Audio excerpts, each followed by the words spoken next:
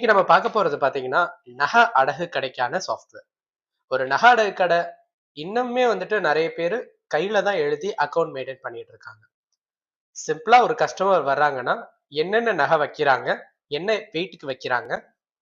என்ன டேட்ல எவ்ளோ வட்டி பெர்சன்டேஜ்க்கு வச்சுட்டு போறாங்க? ஸோ இந்த டேட்டா எல்லாத்தையும் மெயின்டெயின் பண்றதோட, நீங்க வாங்கக்கூடிய நகைய எந்த பேங்க் அக்கவுண்ட்ல, எந்த அக்கவுண்ட் நம்பருக்கு கீழ நீங்க அடகு வைக்கிறீங்க? அதிலிருந்து எவ்வளோ பணம் வாங்கி அடுத்தடுத்த நகை அடகுக்கு நீங்க குடுக்குறீங்க.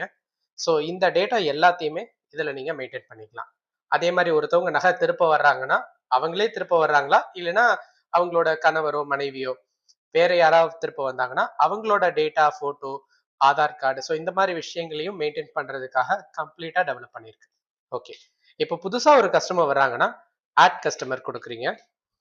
ஆட் கஸ்டமர் குடுத்துட்டு இதுல கஸ்டமரோட பேரு, அவங்க அப்பா அல்லது ஹஸ்பண்டோட பேரு, phone number, ID proof, PAN card number, Aadhaar number, நாமினியோட பேரு, நாமினியோட ரிலேஷன்ஷிப், கஸ்டமரோட ஃபோட்டோ. இந்த டேட்டா எல்லாமே ஐடி ப்ரூஃபோட ஃபோட்டோ. இது எல்லாமே நீங்க முதல்ல வாங்கிடுறீங்க. ஸோ நீங்க என்ட்ரி பண்ண உடனே இந்த மாதிரி எல்லாத்தையும் என்ட்ரி பண்ணிட்டு சேவ் பண்ண உடனே ஆட்டோமேட்டிக்கா சேவ் ஆயிடும். ஸோ இந்த ஃபோட்டோவை நீங்க தனியாவும் இப்படி பார்த்துக்கலாம். சரிங்களா? ஃபர்ஸ்ட் கஸ்டமரோட data வாங்கிடுறீங்க.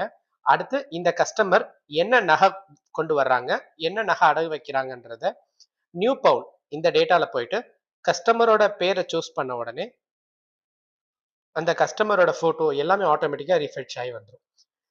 Item type, ஐட்டமோட photo, description, எவ்வளோ வெயிட் வைக்கிறாங்க, 22 கேரட்டா நார்மல் தங்கமா, ஸோ எஸ்டிமேட்டட் வேல்யூ என்ன, இந்த டேட்டா எல்லாமே போடுறீங்க. ஸோ நீங்க என்ட்ரி போட்டீங்கன்னா இந்த மாதிரி வரும். இது ஐட்டம் நம்பர் 1 கோல்டு. மோதிரம் வச்சிருக்காங்க, சாரி தோடு வச்சிருக்காங்க. அந்த தோடோட வெயிட் என்ன, பியூரிட்டி என்ன, என்ன எஸ்டிமேட்டட் வேல்யூ எவ்வளோ வரைக்கும் நம்ம தர முடியும் அதுக்கு. அதே மாதிரி ஐட்டம் நம்பர் 2 அதோட value. So total estimated value பார்த்தீங்கன்னா 43,275 ரூபா.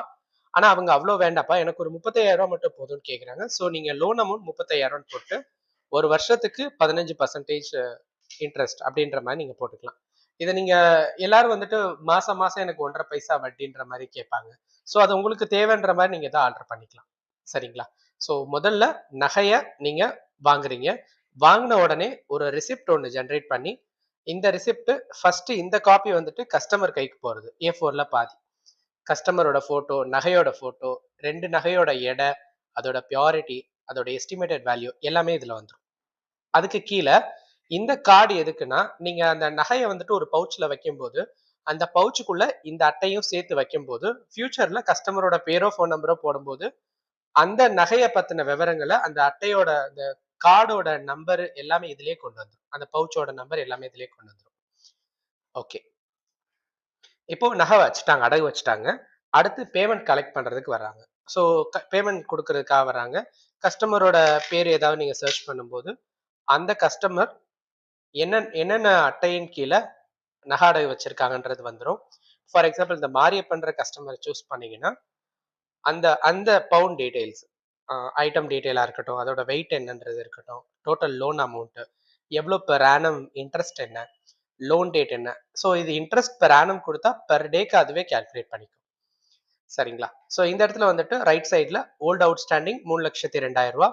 இப்போ எவ்வளோ குடுக்குறீங்க? இப்போ ஃபார் எக்ஸாம்பிள் ஒரு ரூ. 20,000 அவங்க குடுக்குறாங்கன்னா, நியூ அவுட்ஸ்டாண்டிங் ஆட்டோமேட்டிக்கா கால்குலேட் ஆயிரும். நெக்ஸ்ட் டைம் வரும்போது இதுதான் வந்துட்டு உங்களுக்கு ஓல்ட் அவுட்ஸ்டாண்டிங்க்கு போகும். இந்த தொகை பிளஸ் வட்டி பணம் அது ரெண்டும் ஓல்ட் அவுட்ஸ்டாண்டிங் போகும். சரிங்களா? ஓகே. இதே இது ரிப்போர்ட்ல customer jewel history report.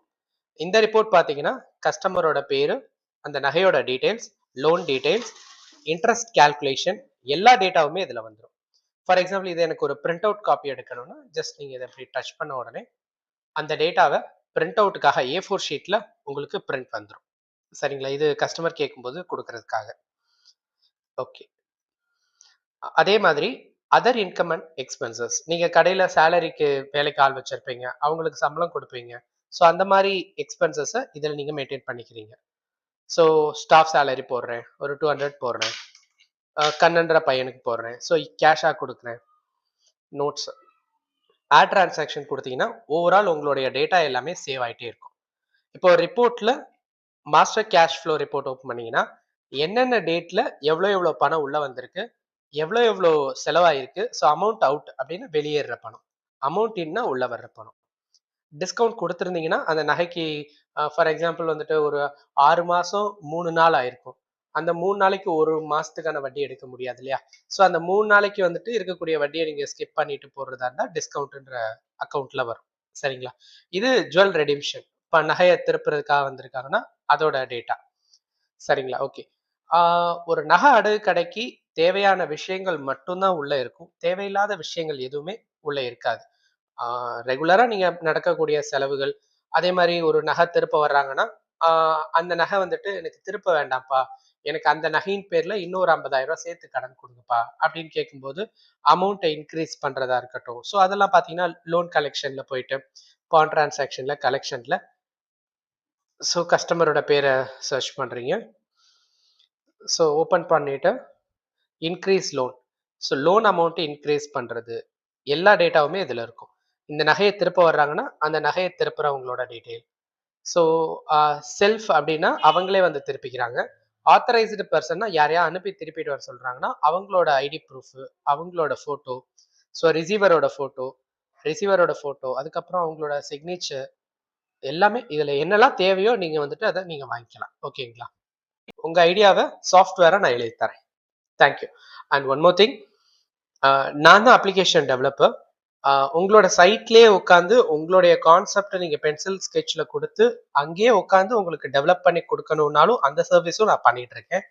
So depends on your concept. சரிங்களா? Thank you. Thank you so much.